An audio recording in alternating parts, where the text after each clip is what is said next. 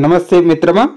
అంతర్జాతీయ పులుల దినోత్సవం జూలై 29. చరిత్రలో ఈనాడు. అంతరించిపోయే దశలో ఉన్న పెద్ద పులుల సంరక్షణపై అవగాహన కల్పించే లక్ష్యంతో ఏటా జూలై 29న అంతర్జాతీయ పులుల దినోత్సవం నిర్వహిస్తారు. అటవీ ఆవరణ వ్యవస్థలో పెద్ద పులి పాత్ర కీలకం. అక్రమ రవాణా, వేట కారణంగా పులుల జనాభా గణనీయంగా తగ్గిపోతుంది. International union for conservation of nature IUCN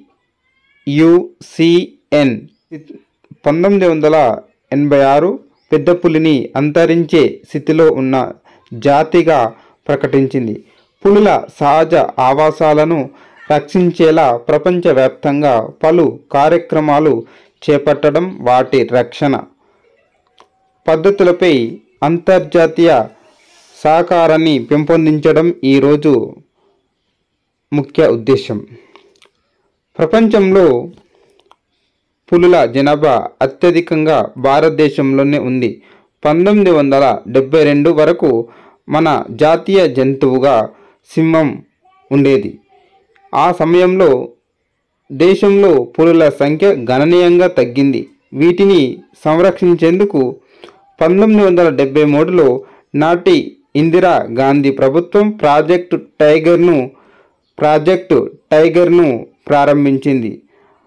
అదే ఏడాది నుంచి పులి మన జాతీయ జంతువుగా మారింది. దేశంలో 1900 సంవత్సరం నాటికి 40,000 ఉన్న పులుల సంఖ్య 1972కి 1800కు తగ్గిపోయింది. దీంతో పులులను వేట నుంచి రక్షించి వాటి జనాభా పెంపొందించడం కోసం భారత ప్రభుత్వం 1973 ఏప్రిల్ 1న ప్రాజెక్టు టైగర్ను 1973 ఏప్రిల్ 1న ప్రాజెక్టు టైగర్ను జిమ్ కార్బెట్ జాతీయ పార్కులో చేపట్టింది. 2025 జూలై నాటికి దేశంలో 58 టైగర్ రిజర్వులు ఉన్నాయి. మన దేశంలో పులుల గణనను మొదటిసారి 2006లో చేపట్టారు. అప్పుడు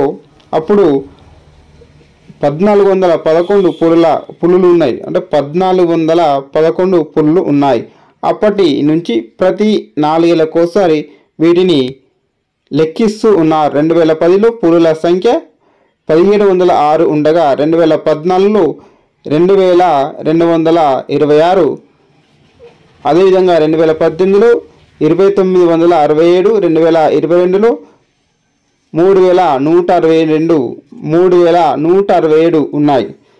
దేశంలో పులుల సంఖ్య ఎక్కువగా ఉన్న రాష్ట్రాలు Madhya Pradesh 785, Karnataka 563, Uttarakhand 560, Maharashtra 444, Andhra Pradesh, Telangana Nagarjuna Sagar, Srisailam tiger reserve, Telangana Kawal, Amrabad tiger రిజర్వులు ఉన్నాయి. ఇది ఈ రోజున జూలై 29 చరిత్రలో ఈనాడు అంతర్జాతీయ పులుల దినోత్సవం.